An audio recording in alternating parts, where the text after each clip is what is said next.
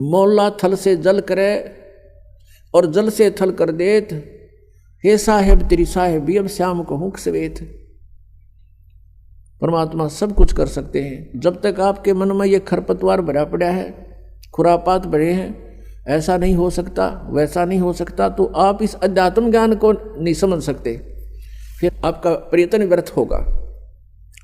पुण्यात्माओं, श्रद्धालु की श्रद्धा ब्लाइंड होती है, वो ब्लाइंड फेथ करता है और ऐसे ही करना चाहिए। लेकिन उस श्रद्धालुओं की श्रद्धा का, उस स्वभाव का जो एक श्रद्धालु के अंदर होता है, वो ब्लाइंड फेथ करता है अपने गुरुओं पर, ऋषियों पर, जो वो बताते हैं, टीचर्स पर, जो टीचर होते हैं, आध्यात्मिक टीचर। और उन्होंने, श्रद्धालुओं ने इन अज्ञानियों को महर्षि, मंडलेश्वर और परम धड़ी मान लिया, सतगुरु समझकर उन पर विश्वास कर लिया, उन्हें जो वचन कहे धार लिए, शिरोधार्य कर लिए। वो दुरुपयोग किया उन्होंने, अभी तक मूर्ख बना रहे हैं, उनको खुद ज्ञान नहीं, श्रद्धालु उनके पीछे लगे हुए। अब आप जी को ये ज्ञान ग्रहण करने के लिए फिर से आपने उसी स्थिति पाना पड़ेगा, क्योंकि काल ये चाहता है कि ये भगवान से दूर हो, किसी तरह हो।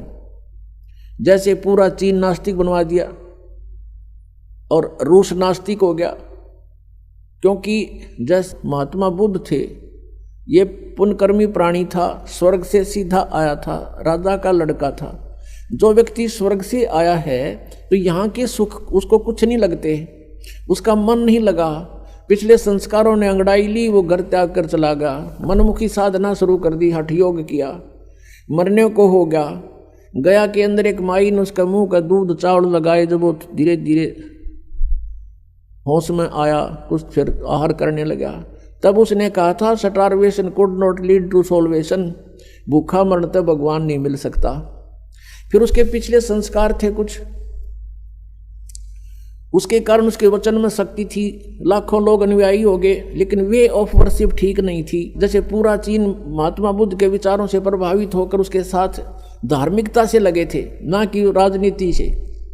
अब आगे चल के महात्मा बुद्ध के द्वारा बताए गए साधनों से, वे ऑफ वर्शिप से, पूजा की विधि से कोई लाभ हुआ नहीं, वो नास्तिक होने थे, क्यों, भगवान है ही नहीं फिर।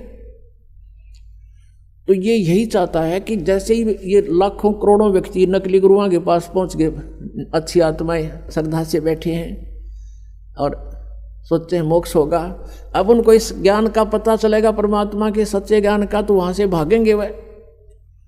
ऐसा कोई पागल नहीं आज के दिन, ऐसा बावला नहीं है कि उन मूर्खों के फिर भी चिपका रहेगा, और फिर भी चिपका रहेगा तो है उल्लू पड़ा रहेगा वहां पर। तो यहां जब आएंगे वो व्यक्ति, क्योंकि वो ज्ञान तक ज्ञान सुन रखा उन्होंने, और वो 20-20 वर्ष से ठोक रखा अंदर। अब वो धीरे धीरे जब ये ज्ञान यहाँ से शुरू होगा, तो वो उनके मन में वो खुरापात विद्यमान होंगे जो पहले अज्ञान सुन रखा। वहां तो वो ब्लाइंड फेथ कर रहे थे, अब यहाँ ब्लाइंड फेथ हो नहीं सकता, क्योंकि वो दूध के जले हुए हैं। अब छाछ को भी फूकेंगे तो उनको टाइम लगेगा सेट होने में। इतनी और उनका दुर्भाग्य है कि वहाँ से लोगों के फंस गए जिनका ज्ञान भर दिया आपके अंदर। लेकिन अंत में फिर आपने जब ये ज्ञान और ये प्रमाण सामने आएंगे, फिर आपने पुनः फिर ब्लाइंड फेथ करना पड़ेगा इस दास के ऊपर। और जब आपके हृदय की अग्रम मग्रम खत्म हो जाएगी, ऐसा नहीं वैसा नहीं, तब भक्ति शुरू होगी। गीता जी अध्याय नंबर 2 के श्लोक नंबर 46 में कहा कि अर्जुन, जब तेरी बुद्धि भिन्न भिन्न प्रकार के भ्रमित करने वाले वचनों से हटकर एक तत्व ज्ञान पर आश्रित हो जाएगी, तब तो तू योग को प्राप्त होगा, तब तो तू भगत बनेगा, साधक बनेगा। नहीं तो कभी कुछ इधर ध्यान जा रहा है, कभी वो सच्चा होगा, वो झूठा होगा, वो कैसे होगा। इनसे हट ले गिर एक तत्व ज्ञान पर आश्रित हो जाएगा जब तेरी साधना प्रारंभ होगी। तो दास का प्रयत्न है कि आपके सारे ये संशय नाश करूं और तत्व ज्ञान से आपको पुनः फीड करूं, भरूं, और फिर आपके अंदर एक आस्था भगवान पूर्ण परमात्मा की इतनी दृढ़ हो जाए कि आप फिर डगमग ना हो। और इसके बिना आप इस मार्ग पर चल नहीं सकते, क्योंकि काल का दाव है, पल पल पर वो छल करता है। उसका तो उद्देश्य यही है कि पुण्यात्मा भक्तिहीन हो जाए, नास्तिक हो जाए, विशेषकर कलयुग में। कलयुग में क्यों? क्योंकि परमात्मा से इसने वचन ले लिए थे कबीर भगवान से, इस काल भगवान ने कि प्रभु 3 युगों में जीव कम ले जाना, और चौथा युग जब कलयुग आवे तब तब शरण जीव बहु जावे। ऐसा हर वचन मोहे दीजे, तब तुम गमन संसार ही कीजिए। कि चौथे युग में कितने जीव ले जाना, लेकिन चौथे युग में ये भी प्रार्थना की थी इस काल ने कि हे प्रभु, जो आपके ज्ञान को स्वीकार कर ले वो आपका, और आपके ज्ञान को स्वीकार ना करे तो उसके साथ जबरदस्ती ना करना, वो मेरा। परमात्मा ने कहा ये तो अंडरस्टूड है, ठीक है, क्योंकि भगवान के ज्ञान को सुनकर ही हम इनसे चिपक सकते हैं, नहीं तो काल का जो जाल है उसमें साधना भी कर रहे हैं, सारी बकवाद भी कर रहे हैं, तो ठीक है वो भक्ति है नहीं वहां पर। कहते हैं साध सोए जो सीधा चाले, भगत वही होता है साध माने साधक, जो सब बुराइयों से बच गए और यहाँ की सतिथि से परिचित होकर के सही सीधा चले, मर्यादा में रहे, बुराइयों से बच कर चले। संसार के जो चोज हैं इन चोचलों से बच्चे, नाचना गाना फंड करना डीजे बजाना, ये कोई एक भक्तों के लक्षण है। फिर उनको डर नहीं भगवान का, तो ये काल चाहता है कि ये भक्ति ना करें, नास्तिक हो जाए, और ये नाचना गाना डीजे बजाना, ब्याह के ऊपर इतना खड़दू उतार दे। 2 बच्चों का संस्कार जोड़ना, 4 आदमी बैठ के ये कहना भी हम अपनी पुत्री का विवाह आपके पुत्र से करते हैं, ब्याह हो गया, इसका आगे कितना फंड कर लो बता। शादी बच्चों की वचन से हो गया, वचन से पराये होते हैं, वचन से सारी सृष्टि रची हुई है, वचन के ऊपर रहे आदमी खरा तो उसको हर तरह से सुविधाएं प्राप्त होती हैं। और फिर नाचना और गाना और फलाना करना, इतने दान दे दिए, वो तो अपने सिर पर बाहर रखना है, गधा बनना उसका। किसी के पैसे पास्ता रख के कभी सुखी नहीं हो सकता प्राणी। तो जब तक हमें ज्ञान नहीं है तो हम ये विष खा ही रहे थे, अब पता लग जाएगा कि ये तो बहुत भयंकर काम है। कहते हैं तुमने उस दरगाह का मैल नहीं देखा और धर्मराज के तिल तिल का लेखा, कौन बिराने बाहर न डोए। फिर जैसे कल आपको कथा सुनाई थी, एक साधु संत बन रहा था, नकली भगत ने उसको प्रार्थना किया भक्ति कर लो हमें सेवा मिल जाएगी संत की, वो उसके चौबारे में रहने लग गया। भगत सेवा करता, वो खा कर सो जाता, कुआड़ बंद करके महात्मा साधना करता है।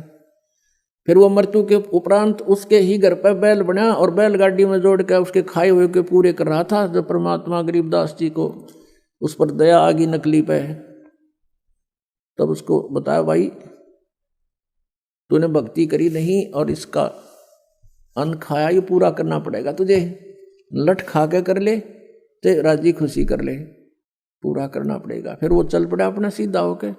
तो कहते तुमने उस दरगाह का मैल नहीं देखा, धर्मराज के तिल तिल का लेखा।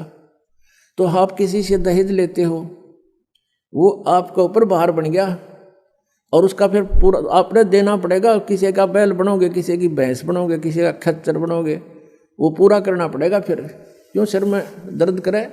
जैसे किरका जहर का रंग होरी हो, कहो कौन तिस खावे राम रंग होरी हो।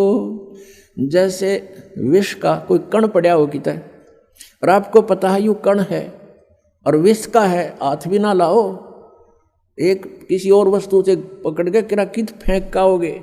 तो ऐसे जो आप ये क्रियाएं कर रहे हो, रिश्वत ले रहे हो या किसी से दहेज ले रहे हो या किसी की हेराफेरी कर रहे हो हैं या कोई ब्याज ले रहे हो, कहते हैं ये जहर खा रहे हो आप। तो गिलास के गिलास पी रहे हो और एक किरका भी जहर का खाना नहीं गवारा होगा।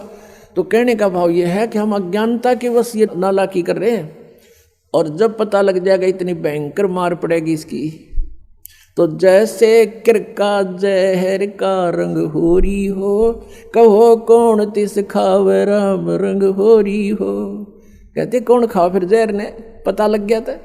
तो बिना ज्ञान के दुख पा रहे हम यहाँ पर, और भगवान देगा जो पूरा पट्टेगा किसी के दूसरे के धन से चोरी से। आज तक कोई सेठ नहीं हुआ। अब जो प्रसंग चल रहा है हम वहीं आते हैं कि जो साधनाएं शास्त्र विधि त्याग के मनमाना आचरण करते हैं उनको कोई उपलब्धि आध्यात्मिक मार्ग की नहीं होती। परमात्मा कहते हैं डंब करें डूंगर चढ़ें, डूंगर कहते हैं ऊंची सी पहाड़ी पाल टीले पर जहां से दूर से दिखाई दे। डंब करें डूंगर चढ़ें अंतर झीनी झूल, और जग जाने ये बंदगी करें ये बो है सूल बबूल। आम जनता तेनों सोचा बड़ा साधक साधना कर रहा है, देखो सुबह से लेकर शाम तक अपना तप करता है, तो परमात्मा अपने उस आध्यात्मिक मार्ग में बताते हैं कि जनता जाने ये भक्ति करे यो बो है सूल बबूल। ये तो दम्भ कर रहा है, ऊपर बैठ कर ढोंग कर रहा है, दिखा रहा है आपको। परमात्मा के पाने की भक्ति जो है बहुत सिंपल है, और उसके लिए परमात्मा ने स्वयं आना पड़ा इस यथार्थ ज्ञान को देने के लिए। जैसे कल रात का सारा ही सत्संग इस उद्देश्य पर था कि परमात्मा कैसा है, वो परमात्मा क्या करता है। तो उस परमात्मा के विषय में आपने पवित्र वेदों में, पवित्र बाइबल में, पवित्र कुरान शरीफ में ये देखा कि वो भगवान मनुष्य सदृश्य है, मनुष्य जैसा है, लेकिन उसके शरीर का तेज बहुत अधिक है, और वो ऊपर रहता सतलोक में तख्त पर विराजमान है, और वहाँ से गति करके सतलोक से धूलोक से उस तीसरे मुक्ति धाम से गति करके वहाँ से प्रस्थान करके चल के आता है। और यहाँ वो अच्छी आत्माओं को मिलता है, और अच्छी आत्माओं को मिलकर वो अपना तत्व ज्ञान आप ही बताता है। परमात्मा ने, परमेश्वर कबीर देव ने जो लीला की वो 600 वर्ष पहले की थी, वो उनके जीवनी के अंदर भगवान की लीलाओं में लिपिबद्ध है, वो लिखी हुई है। और आज वेद हमने देखे, इससे पहले वेदों को कोई समझ नहीं सका। उन वेदों में यही लिखा कि वो परमात्मा 3 स्थिति के शरीर से 3 प्रकार की अपनी वेशभूषा से, शरीर की वेशभूषा, यह शरीर भी हमारा एक वेशभूषा है अपने, और नीचे ओरिजिनल शरीर अलग होता है हमारा सभी का, उसके ऊपर। तो 3 प्रकार के शरीरों धारण करता है, और उनसे हम सबका धारण पोषण यानी सबकी संभाल करता है। एक रूप में मनुष्य सदृश शरीर है परमात्मा का, सतलोक में और ऊपर के लोकों में अलग अलग रूपों में विराजमान है। तो सतलोक के अंदर परमात्मा के एक रोमकूप की शोभा करोड़ सूर्य मिला दे, करोड़ चंद्रमा, तो अभी परमात्मा का प्रकाश उनसे अधिक है एक रोमकूप का। इतना तेजों में शरीर है, लेकिन गर्मी नहीं है। और फिर वो परमात्मा दूसरी स्थिति में जब आता है, वो प्रत्येक युग में एक लीला करता है। नवजात शिशु का रूप धारण करके प्रकट होता है, और बाहर जंगल में, नगरी से बाहर वन में एक तालाब के ऊपर, जहाँ किसी दरिया से कोई लहरों के माध्यम से ऐसा कोई जल भरा हो, उस सरोवर के अंदर प्रकट होता है कमल के फूल पर। और ये सब कार्य परमात्मा अपना निर्धारित उद्देश्य लेकर आता है, उसे आधार से करता है। फिर उसको कोई अच्छी आत्माएं उठा कर ले जाती हैं जो पिछले संस्कारी होते हैं, ऐसा वेदों में लिखा है। आपको दिखाएंगे, धीरे धीरे सारा परिचय कराएंगे। और उसको फिर वो धीरे धीरे जब बड़ा होने लगता है, छोटी ही आयु में परमात्मा अपना जो उद्देश्य लेकर आता है, वो तत्व ज्ञान को प्रचार करना शुरू कर देता है। और उस परमात्मा के ज्ञान के सामने बड़े बड़े विद्वान मंडलेश्वर सब फिट्टे मुंह हो जाते हैं, उनको जवाब नहीं आता है। तो इस प्रकार परमात्मा दूसरी प्रकार की जो शरीर से लीला करता है, वो शिशु रूप धारण करके आता है, और ऐसे ही जनसाधारण की तरह कार्य करता है। अपना निर्वाह अपने हाथों से करता है, और वो पूर्ण परमात्मा भी होता है, और एक भक्त के भी लक्षण उसी में पूरे होते हैं, और एक तत्वदर्शी संत भी कंप्लीट इन ऑल रेस्पेक्ट वही होता है। और एक अच्छे नागरिक का रोल भी वही करके दिखाता है। हमारे को एक एग्जाम्पल कोड करते हैं भगवान कि इस लोक में आप जी ने परमात्मा पाने के लिए ही प्रयत्न करना है। यहाँ की अन्य वस्तुओं की तुम इच्छा करते हो तो अभी आप बालक हो, खिलौने मांग रहे हो, और ये खिलौने टूट जाते हैं फिर रोते हो। तुमने क्या चीज मांगनी चाहिए यहां से? साईं इतना दीजियो जा मैं कुटुंब समावे, हम भी भूखे ना रहें अतिथि न भूखो जावे। कि हे परमात्मा इतना दीजिए जिसमें कुटुंब समावे, यानी रिक्वायरमेंट ऑफ फैमिली, परिवार की आवश्यकताएं फुलफिल हों, इतना दीजिए दाता। और हम भी भूखे ना सोएं और कोई अतिथि आ जावे वो भी भूखा ना रहे, इसे अधिक नहीं चाहिए। परमात्मा कहते हैं घर तो 3.5 हाथ और गना तो 4.25, कह कबीर अधिका गहे ताको नहीं विचार।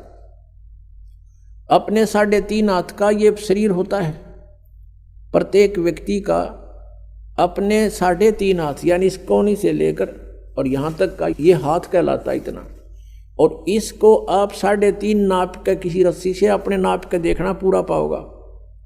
तो कहते हैं घर तक 3.5 हाथ, यानी आप उसमें आराम से लेट जाओ, पूरा पूरा हो जाए। और गणा तो 4.25, यानी और गणा कर 1 फुट फालतू कर ले। और इससे ज्यादा की डिमांड है तो व्यर्थ की बकवाद है वो। अब इससे आप समझ लेना, कहने का भाव इन्होंने है कि तरके अपने घरान फोड़ करे कितना बना बैठ जाओ। कहने का भाव ये है परमात्मा का कि 1 चारपाई पर सोना है और वो 3 बाई 6 फुट में आ लेगी। एक कमरे में आपका काम चल सके खूब, गना कर 2 बना लो, इससे अधिक कोशिश ना करना। वो परमात्मा दे तो अच्छी बात है, 2 बन जा 3 बन जा, बस इससे ज़्यादा का प्रयत्न ना करना। यानी जिसके पूर्व जन्म के संस्कार हैं वो अलग बात है, कोई ठीक भी बन रही है बनी रही, अच्छी बात है, लेकिन भक्ति उद्देश्य मूल रखे। और जिनके पास पूर्व जन्म की कोई ऐसी पुण्य नहीं है और वो झोंपड़ी में भी रह रहे हैं, तो परमात्मा कहते हैं भक्ति ही करनी है। उस 4 कमरे वाली कोठी में भी भक्ति करेगा तो उसका उद्धार है, नहीं तो वह कोठी साथ नहीं दे, ना वह चाल साथ। और एक झोपड़ी में प्राणी रह रहा है और वो भी भक्ति कर रहा है, तो दोनों को एक सी उपलब्धि है। और झोपड़ी वाला इससे चक्कर में रहा मैं भी कोठी बनाऊं मन्नू कर लूं, तो ये व्यर्थ प्रयत्न है। इनसे अपना मन हटाना। अब प्रसंग चल रहा है कि परमात्मा, जैसे कल सत्संग के अंदर आपने सुना था कि वो परमात्मा सतलोक से चलकर आता है, वो 3 सतिथि में उसका शरीर है। तो दूसरी सतिथि में वो हमारी कैसे देखभाल करते हैं, कैसे धारण पोषण करते हैं।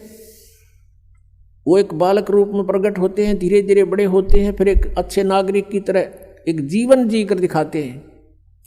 परमात्मा कबीर जी जुलाहे का कार्य करते थे, दानक का कपड़ा बुनते थे, लोगों का सूत आता था, उस सूत को से कपड़ा बनाकर उससे जो मेहनताना प्राप्त होता था उसको ग्रहण करते थे।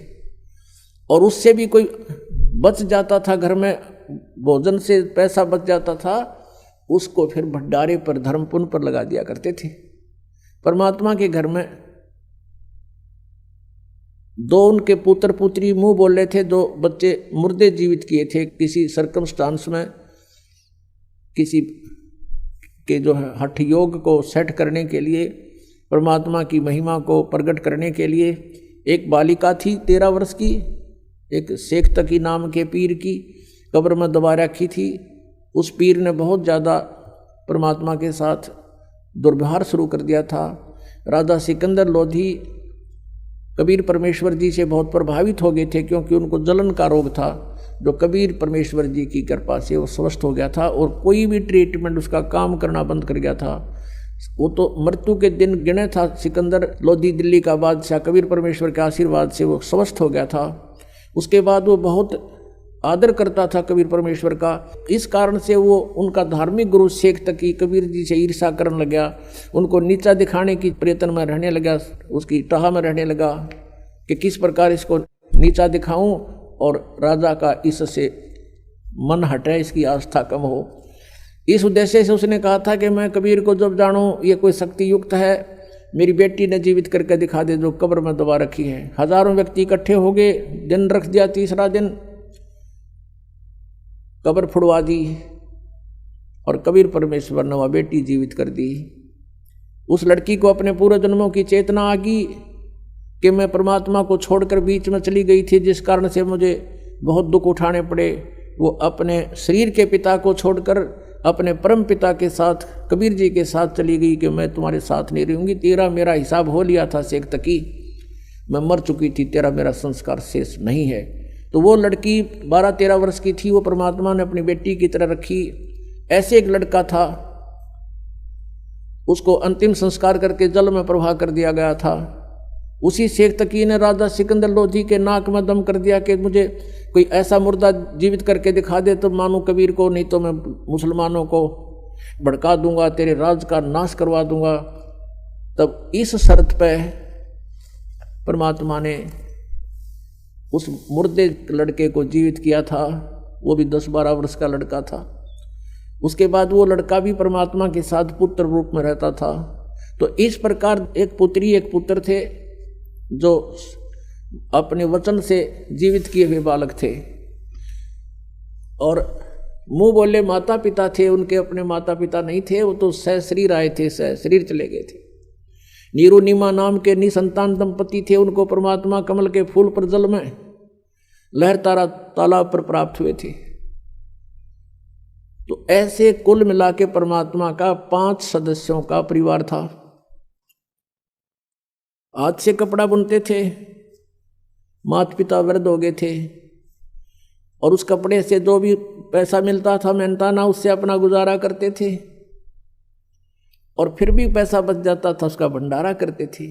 तो ये लीला करके दिखाई भगवान ने कि तुम जैसे मैं कर रहा हूं ऐसे रहना इस संसार में, और यदि तुम परमात्मा पर विश्वास रखोगे, परमात्मा पे आपका दृढ़ विश्वास होगा, तो आपके ऊपर आने वाले सभी संकट दूर होंगे। इसलिए मालिक ने ये बताई थी कि ये साधना ऐसे बनती है। यजुर्वेद अध्याय नंबर 40 के मंत्र 15 में कहा है कि वायु अनिलम अथ इदम अमृतम भस्मांतम शरीरम ओम कर्तु समर किलवे समर कर्तुम समर। ओम नाम का जाप काम करते करते स्मरण करो, विशेष कसक के साथ स्मरण करो, मनुष्य जीवन का मुख्य कर्तव्य जानकर ओम नाम का जाप करो। ये ब्रह्म का साधन, ब्रह्म की भक्ति है। और गीता जी अध्याय नंबर 17 के श्लोक 23 में कहा कि ब्रह्म ने सच्चिदानंद घन ब्रह्म की साधना का ओम तत्सत इति निर्देश है ब्रह्म ने तिर्विद समर्थ है। उस परमात्मा सच्चिदानंद घन ब्रह्म परम अक्षर ब्रह्म की साधना के 3 मंत्र का जाप है, ओम तत् और सत। ओम तो ब्रह्म का, तत् ये सरपुरुष का सांकेतिक है, वो अलग मंत्र है, और सत ये परम अक्षर ब्रह्म का है, परम अक्षर पुरुष का है। ये मंत्र भी गुप्त है, ये दास दे सकता है, इस पृथ्वी पर किसी को अधिकार नहीं है उस नाम के देने का, ना ही उसको वो से वो परिचित है कोई। और यदि मुझ दास से प्राप्त करके ये मंत्र कोई स्वयंभू संत बनकर किसी को गुमराह करने की चेष्टा करता तो अधिकारी नहीं है, उससे भी आपने बचना है, औरों को भी बचाना है कि ये बिल्कुल झूठ बोल रहा है, नकली पासपोर्ट बना रहा है। और फिर जीवन अंत के समय जब तुम्हारा जीवन अंत होगा तो सतलोक जाने की तैयारी होगी, फिर उस पासपोर्ट की पहचान होगी ऊपर ये अधिकारी था कि नहीं जिसने तुझे नाम दिया, तो जीवन नष्ट हो चुका होगा, फिर कुछ नहीं बात बनेगी। पहले सावधान होना है। तो ये क्या बताया है कि सभी ने, जो भी संत हैं या परमात्मा आए थे, उन्होंने जो साधना बताई यथार्थ, और जिन महापुरुषों ने भगवान पाया उन्होंने हठ योग नहीं किए, 2.5 घंटे सुबह 2.5 घंटे शाम साधना नहीं की। उन्होंने तो चलते फिरते उठते बैठते अपना कर्तव्य कर्म करते करते परमात्मा की भक्ति का विधान बताया, जो सभी सदग्रंथ और संत इसी को प्रमाणित करते हैं। तो इसलिए परमात्मा ने स्वयं आकर के ऐसा जीवन जी कर दिखाया कि ऐसे रहोगे तो मैं तुम्हारे साथ होऊंगा। और भगवान साथ हो गया तो फिर क्या नहीं कर सकता। अब परमात्मा हमारे साथ होगा। और सभी कहा करते हैं कि भगवान ना रूठना चाहिए, संसार वैसे रूठ जा, रूठो जग सारा, रूठो ना भगवान हमारा। तो परमात्मा को प्रसन्न करने के लिए हम साधकों ने प्रयत्न करना है। और किस तरीके से भगवान राजी हो, किस तरीके से किस विधि से भगवान प्रसन्न हो, हमने वो सारे तरीके अपनाने पड़ेंगे अपने प्रभु को प्रसन्न करने के लिए। तो वो तरीके स्वयं परमात्मा आकर बता के गए। एक तो छल कपट नहीं करे, चोरी ठगी जारी नहीं करे, किसी की आत्मा नहीं दुखाओ अपने स्वार्थवश, और भी मन कर्म वचन से भी किसी को दुख नहीं दे। तुमने उस दरगाह का मैल नहीं देखा, धर्मराज के तिल तिल का लेखा। हम मन में बुरा सोचते भी हैं किसी का, वो भी अकाउंट आपका लिखा जाता है। और यदि आप किसी का भला सोचते हो और आप कर भी नहीं सकते हो तो भी आपका गुड अकाउंट बनता है, अच्छा लेखा बनता है। तो हमने पहले तो अपने आप को बहुत सेट करना पड़ेगा। हम घने बिगड़ गए, एक दिन से नहीं, हम तो असंख्य युगों से बिगड़े हुए हैं। और अब हमें सेट होने का यो मार्ग मिला है, विधि मिली है, ये औषधि मिली है जिससे हमारे अंदर के विकार जलेंगे। इस ज्ञान से हम सेट होवांगे और फिर सेट होवांगे तभी परमात्मा के निकट जाएंगे, क्योंकि हम सभी प्राणी एक ही परमात्मा के हैं। चाहे हाथी है चाहे चींटी है, राजा है या रंक है, हिंदू है मुसलमान या सिख या ईसाई है। इस काल ने हमें भ्रमित करके अलग अलग बना दिया। हम अलग हुए क्यों करें? क्योंकि हमने भगवान की चाह है। हमने भगवान पाने के लिए ही हम मुसलमान बने, परमात्मा पाने के लिए हम हिंदू बने, भगवान के लिए हम सिख बने, भगवान के लिए हम ईसाई बने, क्योंकि ईसा जी के वचनों का अनुसरण करने वालों को ईसाई कहने लगे। तो हम इसलिए अलग अलग हुए। अब हम बुद्धिमान हैं। पहले तो हम एक व्यक्ति पर आश्रित थे, किसी संत गुरु पर, उसने जो बता दिया हम सही मानते थे। अब हमारे सभी सदग्रंथ और जिन महापुरुषों ने परमात्मा पाए उनके विचार ये बताते हैं और उनके सब एक मेल खाते हैं। तो हमने अब उन भ्रमित वचनों को छोड़ना पड़ेगा, चाहे वो हिंदू धर्म के हैं, चाहे वो ईसाई धर्म के हैं, चाहे वो मुसलमान धर्म के या सिख धर्म के हैं, जो शास्त्र प्रमाणित नहीं है, उनको त्यागना पड़ेगा। और तभी हम भगवान के निकट जा सकते हैं। तो वो कौन से हैं, उसमें चाहे मर्यादा भंग हो, चाहे कोई धार्मिक हमारे लोग नाराज हों, इसकी परवाह नहीं करनी है। हमने अपना कल्याण करवाना है। तो इस प्रकार हम उस परमात्मा के निकट पहुंच सकेंगे। उसके लिए क्या करना है? उसके लिए भगवान ने स्वयं आकर के हमें यही बताया है कि मैं जो रिहर्सल करके दिखा रहा हूं तुम ऐसे रहना। अब परमात्मा ने क्या क्या लीलाएं की। साईं इतना दीजियो जा मैं कुटुंब समावे, हम भी भूखे ना रहें अतिथि न भूखो जावे। यानी जो भक्ति हम करते थे, जो साधना हम करते थे, कि किसी ने भी कैसे ही बता दिया हम उसी तरह करने को तैयार हो जाते थे। अब प्रसंग चल रहा था कि ये सुबह 2.5 घंटे, शाम में 2.5 घंटे बैठने का विधान ये संत मत का नहीं है, ये तो हठ योग है। और ये तो हजारों वर्ष करके देख लिया, इससे कुछ भी ना मिल रहा। और कहते ध्यान लगाते हैं, ये नकली पंथ वाले कहते हैं हम सीधा तिरकुटी पर जाते हैं, और तिरकुटी यहाँ नहीं है, तिरकुटी इसके पीछे है, इस बैक साइड में। और कहते हैं तिरकुटी से हम सीधा ऊपर को चलते हैं। ऊपर कहाँ जाओगे तुम? न सतनाम का बेरा न सतलोक का बेरा।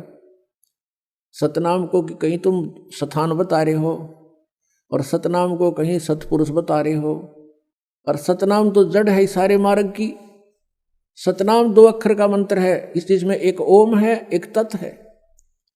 तत् वो सांकेतिक ये दास बताएगा, जो जिनको सतनाम प्राप्त है 2 अक्षर का, वो श्वास उस श्वास से उसका सिमरण है, तो वो सतनाम है। इनको सतनाम कहना मेरा नाम दे। ये 5 ओंकार रंकार ज्योति निरंजन, ये तीनों काल के सर्व में।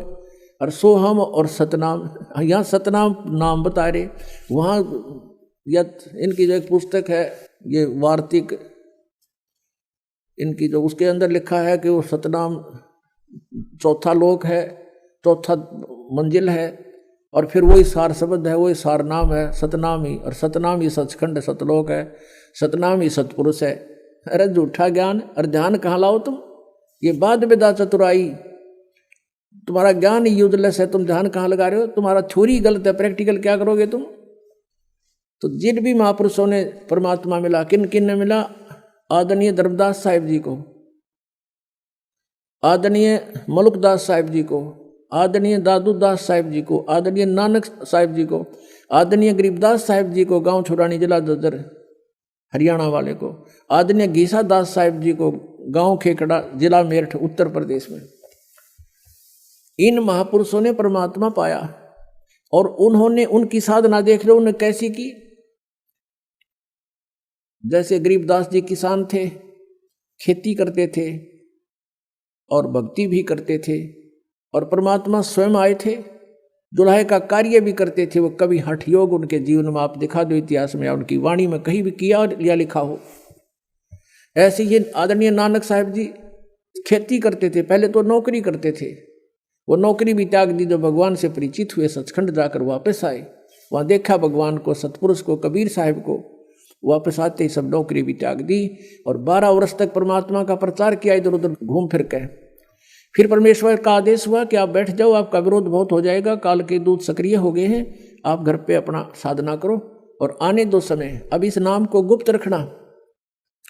नानक साहिब जी को कह दिया गया था कि इस सतनाम को, ये 2 अक्षर का जो मंत्र है, ओम और दूसरा तत्, इन दोनों का जाप स्वयं नानक साहिब जी करते थे, लेकिन आगे किसी को ये नाम प्रदान नहीं किया और ना ही इस नाम का जाप करने का आदेश दिया, क्योंकि परमात्मा का आदेश था।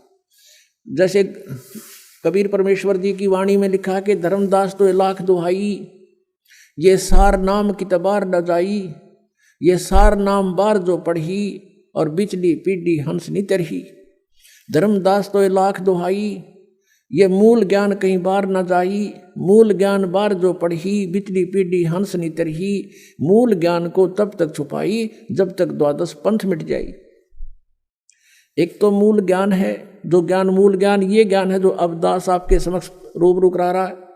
एक मूल मंत्र है सतनाम सार नाम, इनको भी गुप्त रखना था, नित्यकाल के दूत सारे यही नाम देते मिलते, वो अधिकारी वो है नहीं और जनता भ्रमित हो जाती कि वो भी वही मंत्र देते हैं, वो भी वही साधना बताते हैं। एक कोगल है,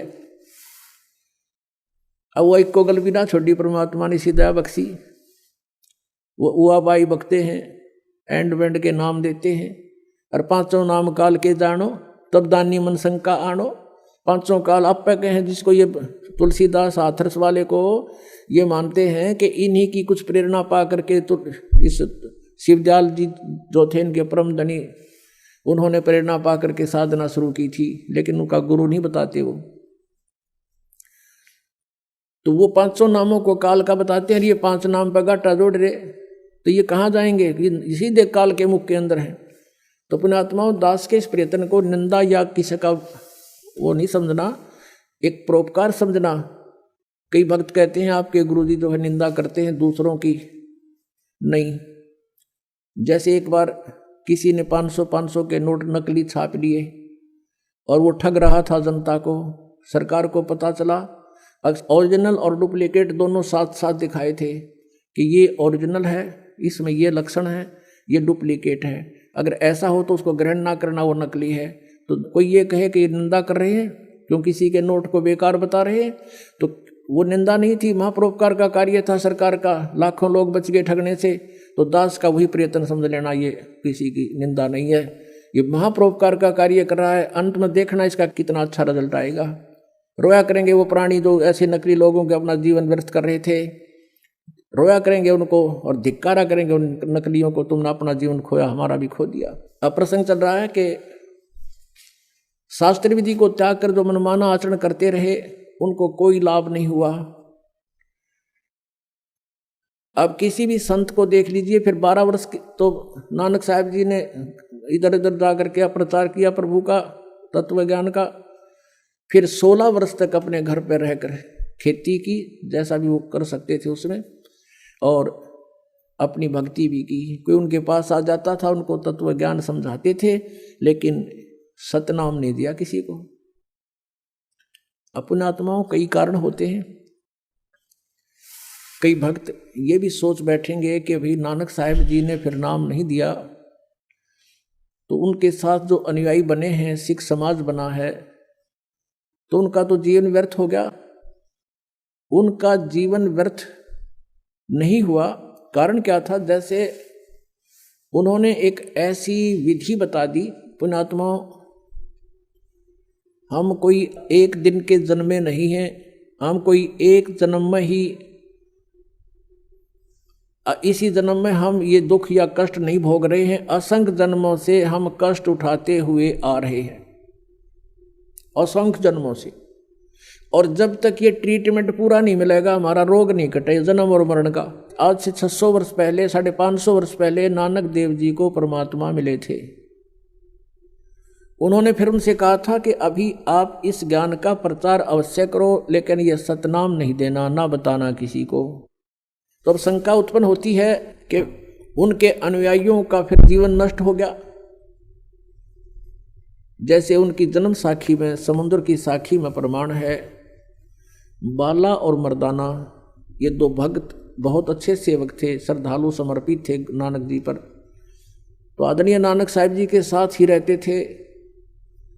उनके सतलोक गमन के उपरांत जो द्वितीय सेकंड जो अधिकारी हुए नानक साहिब जी के, वो अंगद देव थे। उन्होंने बाला और मर्दाना से पूछा कि आप उनके साथ रहते थे, गुरुजी कैसी क्रियाएं करते थे, कैसे रहते थे, वो सब कथाएं सुनाई। एक समय की कथा सुनाई कि जब हमने प्रार्थना की नानक साहिब जी से कि हमें श्रीलंका दिखाओ, तो उन्होंने कहा आंखें बंद करो। हमने आंखें बंद करी और कहा खोलो, तो खोली। हम समुद्र के किनारे खड़े थे। फिर आदरणीय नानक साहिब ने कहा कि मेरे पीछे पीछे आ जाओ, इस समुद्र के ऊपर, जल के ऊपर, और वाहे गुरु बोलते रहना। मर्दाना और बाला वाहे गुरु करते हुए चल पड़े। जब मर्दाना ने देखा कि गुरुजी तो ओम सोहम का जाप जप रहे हैं बोल बोल कर, तो मर्दाना भी ओम सोहम कहने लग गया। वो जल में डूबने लगा। जब आदरणीय नानक साहब ने कहा कि मर्दाना तू मेरी नकल ना करे, मैंने जो कहा तो वही बोल। मर्दाना फिर वही वाहे गुरु करने लगा, फिर जल के ऊपर थल की तरह चल पड़ा। अब ये लीला नानक साहिब जी ने क्यों किया? उन्होंने परमात्मा चाहिए था और परमात्मा ही उनको गुरु रूप में मिले थे आकर के। कहते हैं जो गुरु वचन पर डट गए कट गए फंद 84 के, गुरु वचन निश्चय कर माने पूरे गुरु की सेवा ठाने। तो वो संत थे, उन्होंने अपना कल्याण करवाना था, जगत से कुछ नहीं लेना था। अब यहाँ थोड़ा सा प्रमाण आपको दिखाते हैं। पुण्यात्माओं, ये अध्यात्म ज्ञान है, जब तक आप इससे ओतप्रोत नहीं हो जाओगे, आपका मन टेकन ना दे तुमने, आपके मन के सारे शिकंजे काट देने, सब की खत्म कर देने इसकी सारी बकवाद, ताकि वो सेट हो जाए और आपने तंग ना करे, भक्ति कर लेने दे। इसलिए सब प्रमाण उन महापुरुषों के दिखाए जा रहे हैं, ताकि ये मन बकवाद छोड़ दे और आपका सहयोगी हो जाएगा। और जब ये आपका सहयोगी हो जाएगा, यो काल का एजेंट है, इसकी स्पीड बहुत ज़बरदस्त है, फिर यो इधर भी डूंडा उठा देगा। आपको दिखाते हैं जन्म साखी भाई बाल्य वाली।